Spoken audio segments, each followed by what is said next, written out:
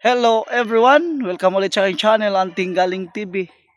Ngayong araw na ito mag-update tayo sa ating mga tanim na gulay. Kung gaano na sila kalaki. Ito na po yung tanim na kalabasa ko. Medyo matangkad na at mataba. Right?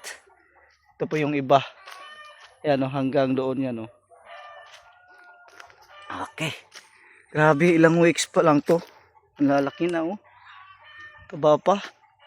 Buti naman na limpisahan ko muna. Pero hindi pa ako tapos. Mayroon pa dito hanggang doon. Oh. Lawak-lawak pa to.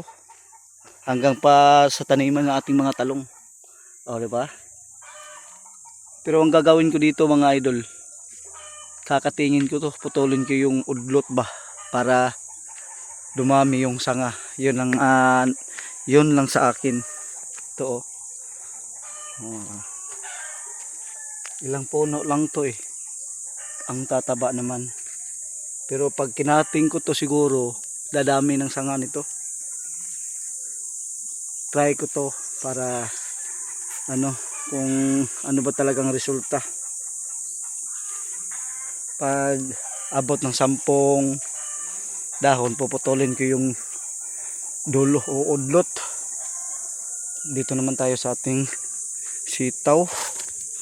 Yan oh. Maakyat na sitaw ko mga idol. Yan oh. Maakyat na. Pati yung mga white cucumber ko hanggang doon yan. Tapos hanggang sa likod ko dito yun oh. Hanggang doon. Pataas-taas yan. Marami-rami kasi to. Pati kasama yung mga sitaw. Yan oh, madami din handan sa baba pa din yan. At least mayroon na tayong paabutin. Kasi yung mga white cucumber ko is namumulaklak na. Ibig sabihin malapit na tayo makakain ng bunga nito. Right? O diba? Sarap talaga magtanim. Ay nako.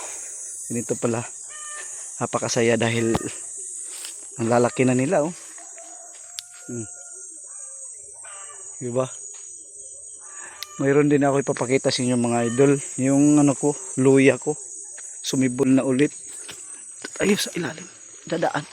Yan oh, sumibol na ulit. Pati yung ko, luyang dilaw ko, dumami na rin. Ito oh, yung sinasabi ko oh.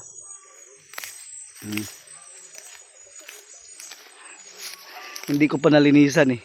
Pinabayaan ko lang, sumibol ulit. Ayan oh. Sumibol ulit ng panibagong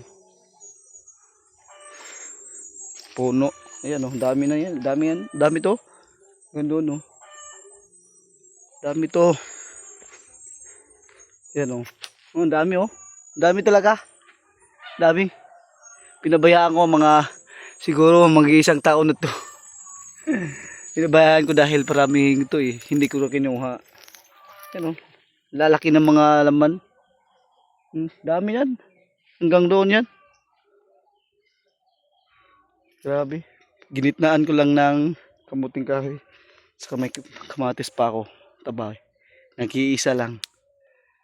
Napakarami talaga itong Pag hindi mo hina-harvest yung luya, sisibol pala ulit. Ayun, dami to. Dami nga to. No. Yun oh. Sumibol naman ulit. Oh, lalaki ng mga lalaki ng mga laman niya. Hanggang yan doon sa taas. Hanggang doon. Hindi pa ako tapos naglimpisa. Saka tingnan mo naman oh. Yung pipino ko. Namumulaklak na yung bulaklak oh. Oh. Tataba. Dami ng bulaklak nito oh. Marami na oh. Ito. Marami na. Yun oh. So malapit na tayo makaano nito. Maglagay pala ako ng abono nito is every 15 days. Para naman para naman medyo tataba sila at dadami ng bunga. Pag mayroon ng bunga, haluan ko na ng potassium. Oh, di ba? Malapit na tayo makakain at makatikim ng bunga niya. Diba? Hanggang dito na lang po mga idol. Maraming salamat po sa inyong panonood. So, hanggang dito na lang. Bye-bye.